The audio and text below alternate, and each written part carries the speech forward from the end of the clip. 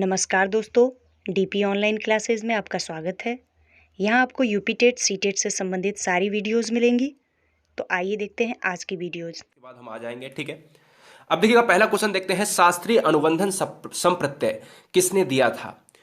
हमने यहां पर बात की अनुबंधन की और एक आया है वर्ड शास्त्रीय अनुबंधन, तो राइट आंसर चला जाएगा पावलाव, क्या स्किनर, क्या फ्रायड, क्या युंग, या युंग को हम जुंग भी कहते हैं। तो आपका राइट आंसर पावलाव के साथ जाएगा। शास्त्रीय अनुबंधन की बात हो या अनुबंधन की बात हो, ठीक है, यह पावलाव ने ही दिया था। एक क्वेश्चन और पूछा जाता है कि अनुबंधन के जनक कौन है? अनुबंधन के जनक कौन है गाइस? तो अनुबंधन के जनक भी है पावलाव। दूसरा क्वेश्चन आपसे यह पूछा जाता है पावलाव कहां के वैज्ञानिक हैं? एक रशियन वैज्ञानिक हैं। क्या सर? एक रशियन वैज्ञानिक हैं। तीसरा क्वेश्चन आपसे यह पूछा जाता है कि पावलाव ने किस पर प्रयोग किया? कुत्ते पर प्रयोग किया था, इसीलिए 1904 में इनको एक नोबेल पुरस्कार मिला था।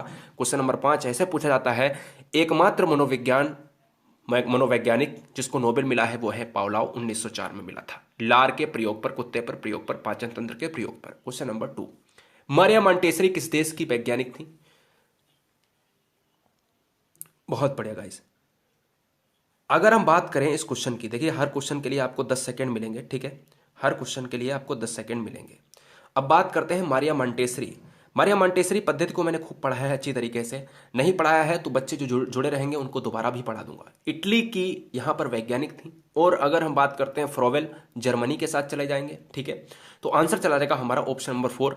मारिया मॉन्टेसरी एक पद्धति है जिसको हम मॉन्टेसरी पद्धति के नाम से जानते हैं, जो पद्धति मारिया मॉन्टेसरी ने दी है। इसके अलावा यह प्रयोग बच्चों की यानी छोटी कक्षाओं में होता है मारिया मॉन्टेसरी पद्धति का। क्वेश्चन नंबर 3 आपके सामने है, शिक्षा मनोविज्ञान का संबंध है। हर क्वेश्चन के लिए मैंने आपसे कहा है कि हर क्वेश्चन के लिए आपको 10 से 15 सेकंड का टाइम मिलेगा। हाँ जी, बहुत बढ़िया गाइस, बहुत बढ़िया। देखिएगा अगर हम गाइस बात करें यहाँ पर, क्या सर, यहाँ पर अगर हम बात करें तो राइट आंसर किसके साथ चला जाएगा? आप सभी कहेंगे कि शिक्षा मनोविज्ञान का संबंध किससे है? शिक्षक से है, बिल्कुल होना चाहिए। शिक्षक से अगर नहीं होगा तो फिर बात ही नहीं है। और शिक्षक की प्रणाली एक होती है जिसको हम शिक्षण कहते हैं, कि कक्षा में शिक्षक कैसे पढ़ाता है। कक्षा का वातावरण अगर पॉजिटिव नहीं होगा तो भैया फर्क पड़ेगा, निगेटिव होगा तो भी फर्क पड़ेगा। तो कक्षा का वातावरण बहुत अच्छा होना चाहिए। ठीक है, इसके अलावा विद्यार्थी से बिल्कुल होगा। अकेले शिक्षक कुछ नहीं कर सकता है, विद्यार्थी नहीं होगा तो पढ़ाएगा किसको? इसलिए राइट आंसर चला जाएगा ऑप्शन नंबर 5, यानी उपरोक्त सभी हो जाएगा इस क्वेश्चन का right answer. Question number next, एक प्रभावशाली अध्यापिका होने के लिए यह महत्वपूर्ण है। अगर आप एक अध्यापिका हैं, बन के जाएंगे स्कूल में, जो भी बच्चा यहाँ पर वीडियो देख रहा है या देख रही है, अध्यापिका अगर आप बन के जाएंगे, अध्यापक बन के जाएंगे, तो क्या आप महत्वपूर्ण होगा? ऑप्शन पढ़िएगा, टिक करिएगा।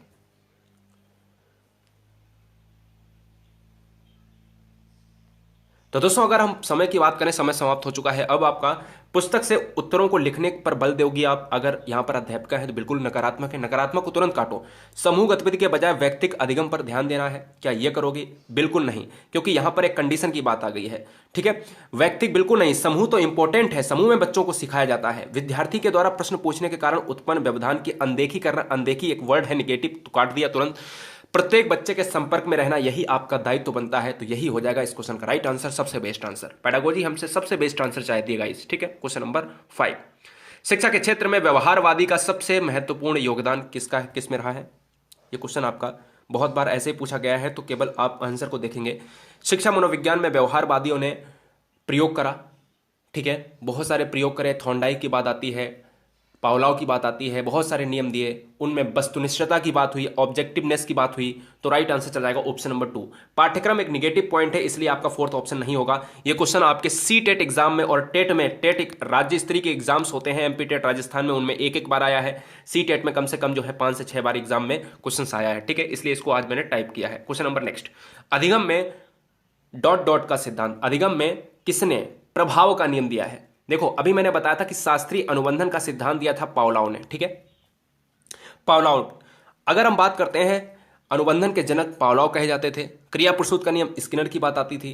ठीक है, ऐसे ही अभ्यास का नियम, प्रभाव का नियम और तत्परता का नियम, ये 3 नियम थे, प्रभाव, तत्परता और अभ्यास। याद रखिएगा, ये मुख्य नियम में आते हैं, थॉर्नडाइक के मुख्य नियम में आते हैं। थॉर्नडाइक से क्वेश्चंस आते हैं। देखिए आंसर आपका हो गया ऑप्शन नंबर 3।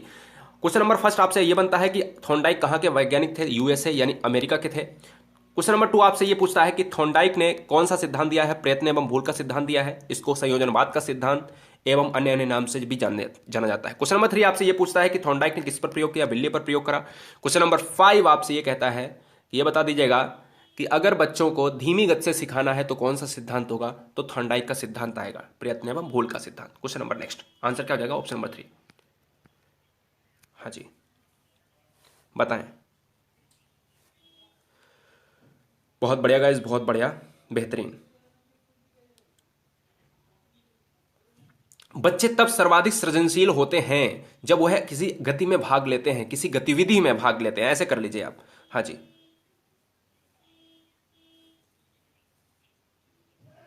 एक बार सभी बच्चे शेयर कर देंगे, दबा के शेयर कर देंगे, ठीक है।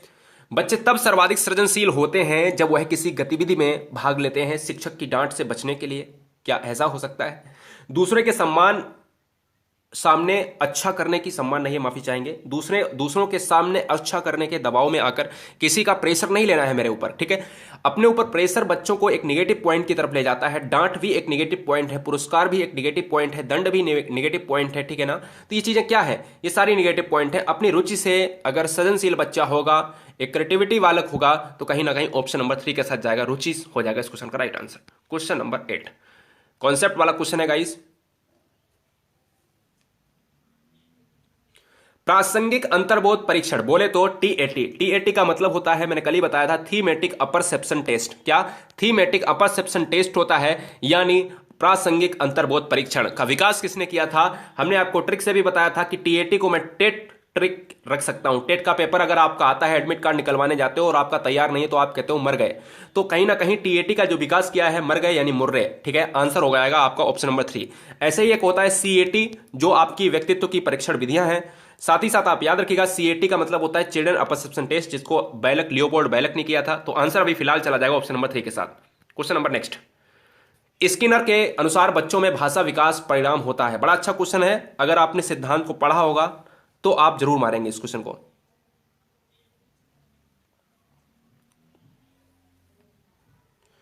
सभी बच्चे दे रहे हैं, अंजुम, प्रिया, गुड़िया, रीमा, गुलशन, राजेश हैं, दीपशिखा, सोनम, बहुत बढ़िया, शरद तिवारी, मनोज यादव। आप हमसे इंस्टा पे संपर्क करें, अभी तो मैं क्लास कर रहा हूं, ठीक है। कोई भी दिक्कत है आप इंस्टा पे करें।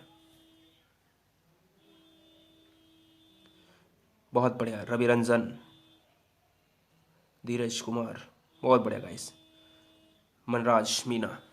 स्किनर के अनुसार बच्चों में भाषा विकास परिणाम है गाइस। अब क्या परिणाम हो सकता है? यहां कहीं स्किनर की बात हुई है। स्किनर आप जानते हो आर टाइप थ्योरी दी थी, और स्किनर ने एक सिद्धांत दिया था क्रिया प्रसूत। क्रिया प्रसूत के जरिए इन्होंने चूहे पर प्रयोग करा था और कबूतर पर भी प्रयोग करा था। लेकिन स्किनर ने अपने वर्ड में, अपने सिद्धांत में एक ही चीज का यूज करा था, जिसका मतलब था पुनर्वलन। पुनर्वलन का यूज करने वाले थे हमारे स्किनर साहब, और याद रखना है अनुबंधन का यूज करने वाले थे हमारे पावलाव। तो दो चीजें याद रखना है, पुनर्वलन यानी स्किनर। तो जब भी अगर बच्चे को सिखाना है, यानी इनके अनुसार जो आपका इंपॉर्टेंट था रिस्पॉन्स था, रिस्पॉन्स का मतलब होता है अनुक्रिया। इन्होंने अनुक्रिया पर बल दिया और पावलाव ने स्टिमुलस पर बल दिया, अनुबंधन पर बल दिया, क्या नहीं, उद्दीपक पर बल दिया। तो याद रखिएगा, अनुकरण एवं पुनर्वलन, आपको जैसे ही पुनर्वलन मिले तुरंत आप स्किनर मारिएगा, ठीक है। चलते हैं क्वेश्चन नंबर नेक्स्ट पर, और क्वेश्चन नंबर नेक्स्ट आपकी स्क्रीन पर है, क्या? ये रहा क्वेश्चन नंबर नेक्स्ट। तब तक मैं आपको मिलते हैं 10 से 15 सेकेंड। बहुत बढ़िया, आपके आंसर्स देख लेता हूं। बहुत बढ़िया गाइस, बहुत बढ़िया, कोई दिक्कत नहीं है। अर्चना पांडे, नेहा और प्रशांत वर्मा, बहुत बढ़िया, स्वागत है आप सभी का। आस्था, गिरीश कुमार, सभी को आदाब, सत श्री अकाल, राम राम। हाँ जी, भारत में अधिकांश कक्षाएं बहुभाषी होती हैं। बिल्कुल सर, होती हैं। और इनको कैसे देखना चाहिए एक शिक्षक, अगर शिक्षक की नई नियुक्ति होती है और बच्चे भिन्न भिन्न तरीके से, भिन्न भिन्न भाषाओं से बोलने वाले हैं, तो कहीं ना कहीं क्या परेशानी होगी? बिल्कुल नहीं, इनको एक संसाधन के रूप में उपयोग करना चाहिए गाइस, बिल्कुल। क्योंकि उनकी अभिव्यक्ति और दूसरे की अभिव्यक्ति, दूसरे बच्चों की अभिव्यक्ति कहीं दूसरे मोहल्ले से हैं, कहीं दूसरे समाज से हैं, तो कहीं ना कहीं संसाधन बन सकता है अगर एक शिक्षक चाहे या शिक्षिका चाहे। तो आंसर क्या आ जाएगा? Option number 3 is right answer. Question number 11, शिक्षण अधिगम की सूचना प्रक्रिया, इंफॉर्मेशन प्रोसेस। बोले तो इंफॉर्मेशन प्रोसेस यानी शिक्षण अधिगम की सूचना प्रक्रिया जिस अधिगम सिद्धांत से संबंधित है वह है व्यवहारवाद का सिद्धांत, संज्ञानवाद का सिद्धांत, या फिर सहचर्यवाद का सिद्धांत, गेस्टाल्टवाद का सिद्धांत।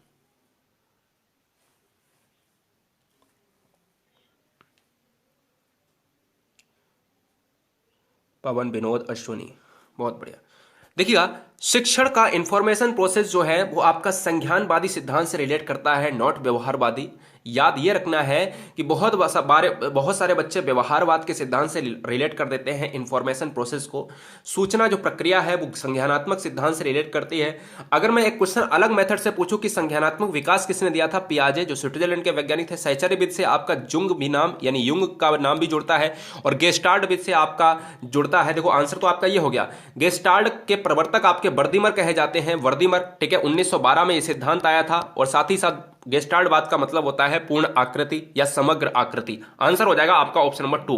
Question number 12। क्वेश्चन नंबर 12 यह है कि सीखने की प्रक्रिया में विद्यार्थी द्वारा की गई त्रुटियों के संबंध में आपकी दृष्टि से निम्नलिखित में से कौन सा कथन यहां पर सर्वोत्तम रहेगा।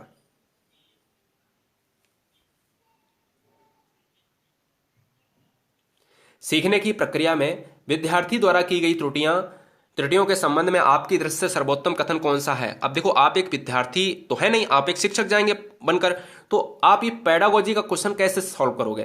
तो यार याद रखिएगा, जो त्रुटि कर रहा है, अगर बच्चा बार बार त्रुटि कर रहा है, अच्छा ये बताओ, अगर आप यहां पर आज क्वेश्चन को अपने ऊपर लेना, अगर आज क्वेश्चन को यहां पर त्रुटि कर रहे हो, और आप जानते हो टेट सीटेट में 2-4 क्वेश्चन ऐसे होते हैं जो हमेशा हमेशा रिपीट होते हैं, तो क्या आज यहां पर गलत किया और यहां पर सही सीख के गए वहां गलत करोगे? नहीं करोगे।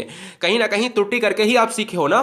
तो याद रखना है कि विद्यार्थी को कभी त्रुटि नहीं करना चाहिए। कंडीशन की बात आ गई गाइस, तो बिल्कुल नहीं, कंडीशन की बात नहीं। त्रुटि अधिगम का प्रक्रिया का भाग है। चलो देख लेते हैं आगे। विद्यार्थी की लापरवाही के कारण त्रुटियां होती हैं, ऐसा कुछ नहीं है। कभी कभी विद्यार्थी त्रुटि कर सकता है, ऐसा भी कुछ नहीं है। कर सकता है, नहीं कर सकता की कोई बात नहीं है।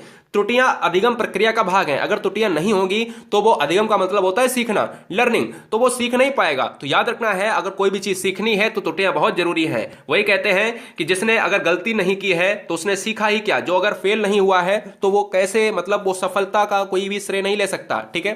कभी फेल होना भी गलत है और बार बार फेल होना भी गलत है, ठीक है। तो याद रखिएगा। हाँ, थोड़ा सा कनेक्शन लॉस हो सकता है गाइस।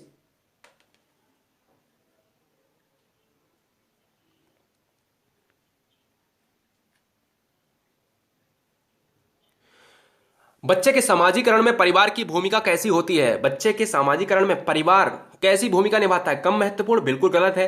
रोमांचकारी हो सकता है, लेकिन क्या गौड़ हो सकता है? गौड़ मीन्स बहुत खराब, यानी कहीं ना कहीं हम रोमांचकारी और मुख्य में बड़ा ही परेशान होते हैं आप। तो याद रखिएगा, रोमांचकारी कोई मुझे क्रिकेट थोड़ी ना खेलना है, मुझे मुख्य भूमिका निभानी है, मुझे अपने बच्चे को सर्वोच्च स्तर पर ले जाना है। तो कहीं ना कहीं 13 का सी चला जाएगा आंसर। बहुत बढ़िया, बेहतरीन गाइस। क्वेश्चन नंबर 14 की बात कर रहे हैं। शिक्षा मनोविज्ञान के संदर्भ में सर्वाधिक उपयुक्त कथन है।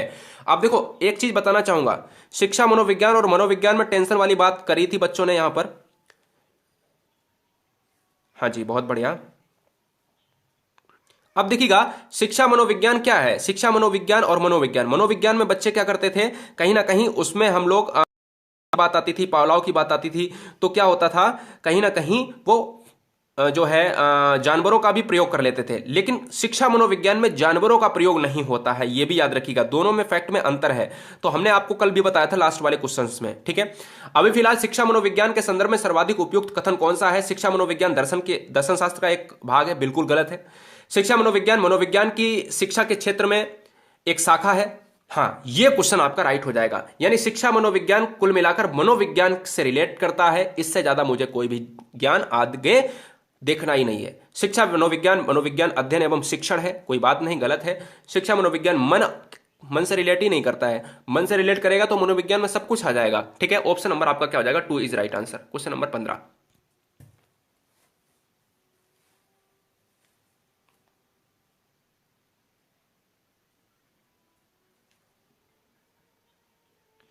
सूर्यवंशम, विशाल, प्रियांशु, सोनी, पीयूषी, बहुत बढ़िया गाइस। आनंद कुमार।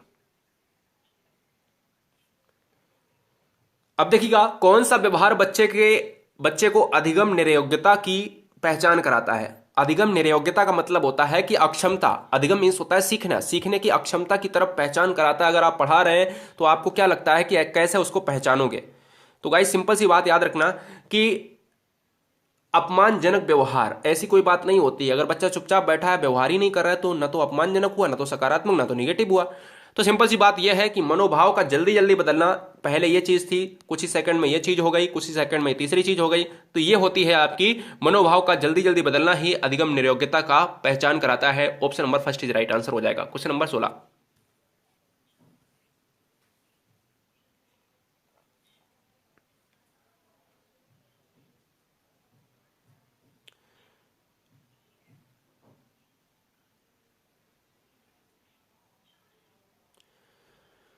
अब देखिएगा, बाल केंद्रित शिक्षा के लिए किस मनोवैज्ञानिक ने, बाल केंद्रित शिक्षा के लिए किस मनोवैज्ञानिक ने शिक्षा शास्त्रियों का ध्यान केंद्रित किया था।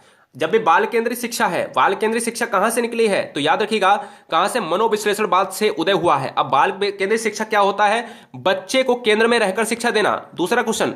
और तीसरा क्वेश्चन क्या होता है कि इस पर किस मनोवैज्ञानिक ने फोकस किया था, तो ये थे रूसो साहब। क्या थे सर, ये थे आपके रूसो साहब। और रूसो साहब से क्वेश्चन और आता है कि रूसो साहब कहां के हैं, तो रूसो साहब स्विट्जरलैंड के मनोवैज्ञानिक थे, यहीं पर पैदा हुए थे और शहर था आपका जिनेवा। ठीक है, ये भी याद रखिएगा, बहुत इंपॉर्टेंट। इनके पिता ज़्यादा मतलब जो है खास नहीं थे, मतलब ऊट पटांग की किताबों के नोवेल पढ़ते रहते थे। तो याद रखना, रूसो का जब भी आप पढ़ोगे तो उनके पिता के बारे में जिक्र भी करा गया है, लेकिन रूसो एक महान आत्मा बनकर आए, उभरे। और आंसर हो जाएगा आपका ऑप्शन नंबर 3 हो जाएगा। ठीक है, चलते हैं question number next. Question number next है आपका अंतर्दृष्टि अधिगम परिणाम है, क्वेश्चन नंबर 17। बहुत बढ़िया गाइस, बहुत बढ़िया। तब तक मैं आपके ऑप्शंस देख लेता हूं, अच्छी तरीके से लगाना। अगर आप समझ गए इस क्वेश्चन को, मैंने आपको बार बार आपको बताया है, क्वेश्चन को अगर आपने समझ लिया तो आप कभी गलत नहीं करोगे। अगर आपने सिद्धांत ये पढ़ा है, अंतर्दृष्टि का सिद्धांत, तो कभी गलत नहीं करोगे। दिमाग लगाना, ऐसे एकदम तुक्का मत ठोक देना। हाँ जी, कनेक्शन लॉस हो रहा है, मैं एक बार चेक करता हूं। हाँ जी साहब, तो अंतर्दृष्टि अधिगम परिणाम क्या है, तो पुनर्वलन क्या होता है। पुनर्वलन आपने जो है, हमने कहा था कि स्किनर की बात आएगी, उद्दीपक अनुक्रिया की बात आई थी, मैंने कहा था थॉर्नडाइक की बात आएगी। ठीक है, ये सब थॉर्नडाइक की बात आती है। लेकिन ये समग्राकृति जो है ना, हमने कहा था कि अंतर्दृष्टि का जो सिद्धांत है, अंतर्दृष्टि देखो, पुनर्वलन क्रिया प्रसूत से रिलेट करा था, स्किनर ने सबसे पहले प्रयोग किया था ना। अब अनुबंधन की बात आई थी पावलाव ने, तो अंतर्दृष्टि का सिद्धांत की बात आई थी, तो ये गेस्टाल्ट बात से रिलेट करते थे क्या। आप कहोगे सर किसने किया था, इनसाइट थ्योरी का निर्माण किया था कोहलर ने। और कोहलर कहां से रिलेट करते थे, कोहलर, बर्दिमर, कोफ्फा, लेविन, ये कहां, गेस्टाल्टवादी। और गेस्टाल्टवादी की अगर बात करें, समग्राकृति यानी प्रत्यक्षीकरण। गेस्टाल्टवाद की अगर हम बात करें तो पूर्ण आकृति होता है उसका मतलब। तो सिंपल सी बात ये पहचानना है कि कौन से विकल्प हो नहीं सकते हैं और कौन सा हो सकता है मेरे भाई। तो याद रखिएगा, गेस्टाल्टवाद का मतलब होता है पूर्ण आकृति। जब तक समस्या नहीं होगी तब तक हम किसी भी समस्या की तह पर नहीं पहुंच पाएंगे। गेस्टाल्टवादियों का मतलब ये था, कोहलर का मतलब ये था कि समस्या के सॉल्व करने के लिए पहले तो समस्या होना चाहिए। मैं अगर आपसे ये कह दूं कि 20 केले का मूल्य कितना है, तो आप क्या बता पाओगे, नहीं बता पाओगे। जब तक आपको एक केले का मूल्य 5 रुपए में कह दूं, तब आप निकाल लोगे कि 20 केले का मूल्य कितना है। ठीक है, हाँ जी, अब समझ गए।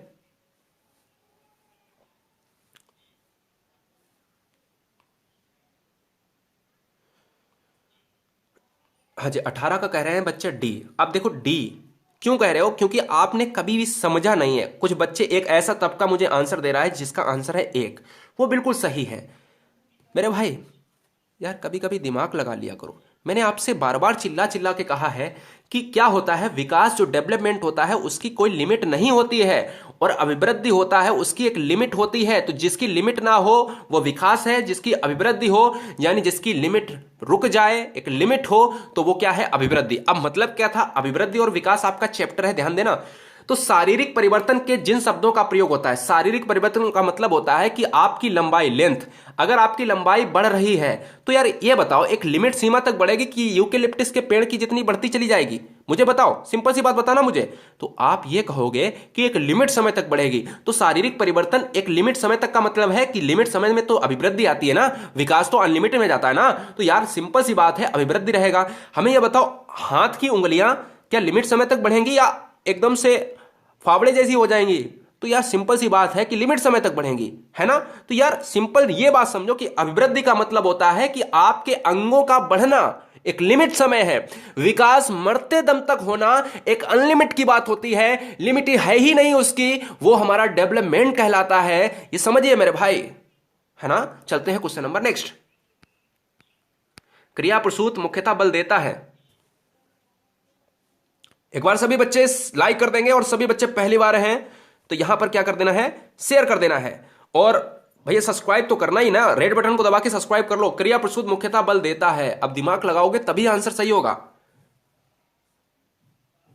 दिमाग लगाओगे तभी आंसर सही होगा। आपको मिलते हैं 10 सेकेंड।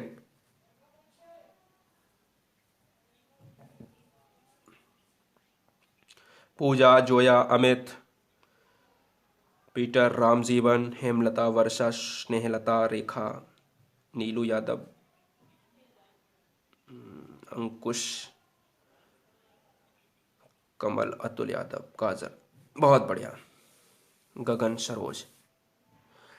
क्रिया प्रसूत मैंने कहा आपसे, स्किनर की बात आई, चूहे पर प्रयोग करा क्या, बिल्कुल आर टाइप की थ्योरी दी, कहां के अमेरिकन मनोवैज्ञानिक, पुनर्वलन की बात करी गाइस। तो सिंपल सी बात है, डी बच्चा कौन मार रहा है, राहुल। राहुल डी क्यों मार रहे हो मेरे भाई, अधिगम सामग्री की बात नहीं करी, पुनर्वलन दिया है क्रिया प्रसूत यानी स्किनर ने। और क्रिया प्रसूत की बात आई थी तो आप सभी जानते हो कि अनुबंधन की बात आएगी तो आप पावलाव की बात करेंगे।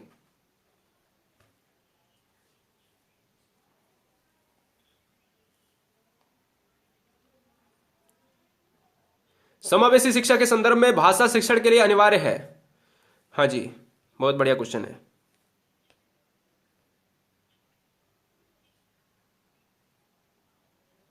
अभिषेक पांडे, बिल्कुल कांटेक्ट मिल जाएगा। आप क्या करें, मुझे इंस्टा पे या फिर एफबी पे आए, ठीक है ना, बिल्कुल मिलेगा, टेंशन मत लो, हम तो सभी से बात कर लेते हैं। सारी समस्याओं की सॉल्व करने के लिए बैठा हूं मैं। उपासिका शर्मा, बहुत बढ़िया, स्वागत है आपका। रानी सोनी ना नाम ले लिया, सभी दिल से जुड़े हो, नाम क्यों नहीं लेंगे यार। अब देखिए क्वेश्चन करते हैं, आपका समय समाप्त हो चुका है। समावेशी शिक्षा के संदर्भ में, समावेशी का मतलब होता है, सुन लीजिएगा, कि एक छत के नीचे कोई भी जाति धर्म कोई भी नहीं मतलब रखता है। हर जाति धर्म संप्रदाय भाषाई क्षेत्र के हर बच्चे को एक छत के नीचे ज्ञान देना समावेशी शिक्षा होता है। लेकिन उसके अंदर सबसे बेस्ट आंसर आपको छांटना है कि भाषा कौशलों का उपयुक्त अभ्यास। कोई जरूरी नहीं है कि ज्यादा बोझ डालो, कोई जरूरी नहीं है ज्यादा बोझ डालो, लेकिन एकांकी शिक्षण में सभी की भागीदारी हो सकता है। लेकिन एकांकी शिक्षण एक नेगेटिव पॉइंट है, व्याकरणिक संकल्पना नेगेटिव, व्याकरण को नियमों के अनुसार, व्याकरण एक रटने वाली प्रवृत्ति है, नहीं हो सकता है। विभिन्न प्रकार की गतिविधियों का उपयोग करना, यही आंसर हो जाएगा। क्योंकि अगर कोई गतिविधि आप कराते हो गाइस, तो आपका बच्चों को शामिल करना जरूरी है। अगर आप चर्चा कराते हो तो चर्चा में बच्चों को शामिल करना बहुत जरूरी है। विभिन्न प्रकार की गतिविधियों से बच्चे का माइंड स्टेबल होता है, और याद रखना है डेवलपमेंट काफी बेहतर होता है। Question number next. क्रिया प्रसूत अनुकूलन में पुनर्वलन निर्भर करता है। बड़ा ही अच्छा क्वेश्चन है। देखना कितने 4 क्वेश्चन मैंने लिए होंगे पुनर्वलन से आज, और चारों अलग अलग लिए हैं, और चारों में ऐसी की तैसी आपने कर दी है ना। यानी क्वेश्चन में कुछ ही बच्चों ने सही किया है, मुझे पता है। अब मुझे बताओ जरा, इसका क्वेश्चन क्या होगा। जो बच्चा सही तरीके से मेरा सिद्धांत पढ़ा होगा ना, और अगर नहीं पढ़ा है ना, अगर गलत हो रहे हैं तो आज सिद्धांत आप पढ़ें जाके, बहुत गलत बात है। थॉर्नडाइक, स्किनर, पावलोव, सारे सिद्धांत पढ़िए। देर सिंह सोलंकी क्या हुआ, दीपक कुमार, वर्षा, संगीता। तो अब देखिएगा इस क्वेश्चन का राइट आंसर आपका, हाँ जी, बच्चे कह रहे हैं, कुछ ए कह रहे हैं, कुछ बी कह रहे हैं, कुछ सी ज्यादा आ रहा है। अब देखिएगा, हाँ जी, एक कनेक्शन देख लेता हूं।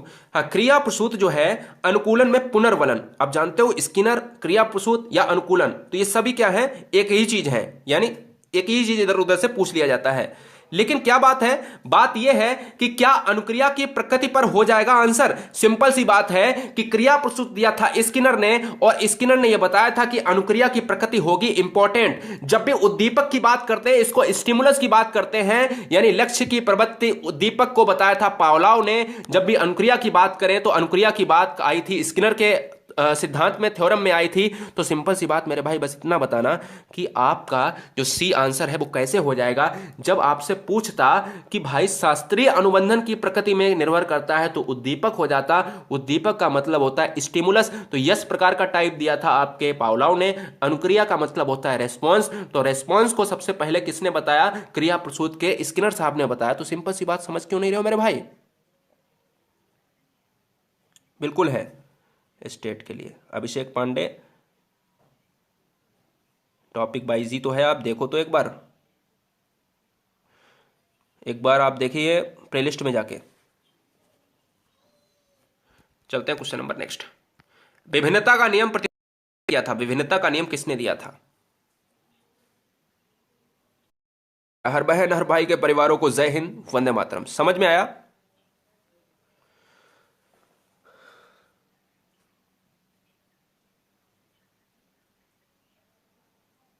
KM सोनी ले लिया नाम। संतोष गुप्ता, अभी भी तुम 21 का 3 मार रहे हो?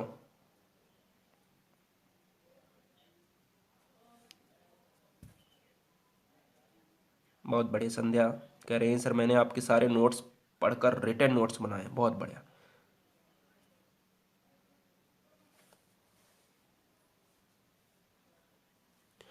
विभिन्नता का नियम दिया है डार्विन ने, पावलोव ने शास्त्रीय अनुबंधन का सिद्धांत दिया है। ये तो हो ही नहीं सकता, तो डार्विन हो जाएगा इस क्वेश्चन का right answer, option number first. Question number next. धीमी गति से सीखने वाले बालकों के लिए अधिक उपयोगी सिद्धांत है। बड़ा ही अच्छा क्वेश्चन है। अब मैंने सबसे पहले स्टार्टिंग में आपको यहां पर जिक्र करा इस वीडियो में।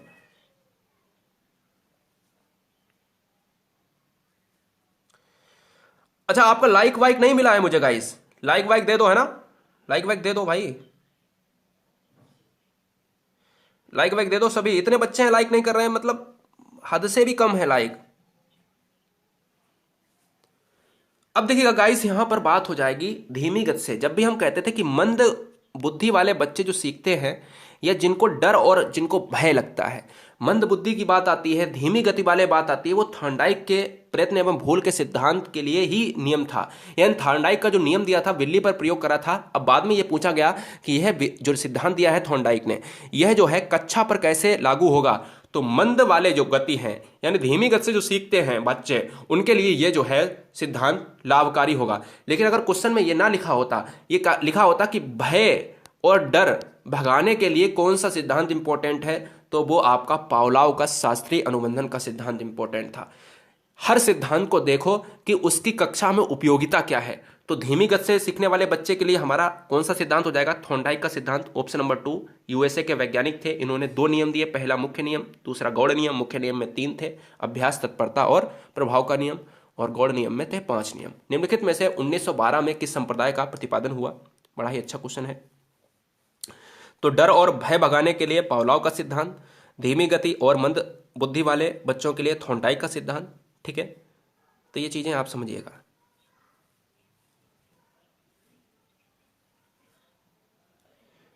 तो आज गलत हो गए बहुत सारे। पार्वती देवी नाम ले लिया, टेंशन मत लिया करो। सागर वर्मा, बिल्कुल।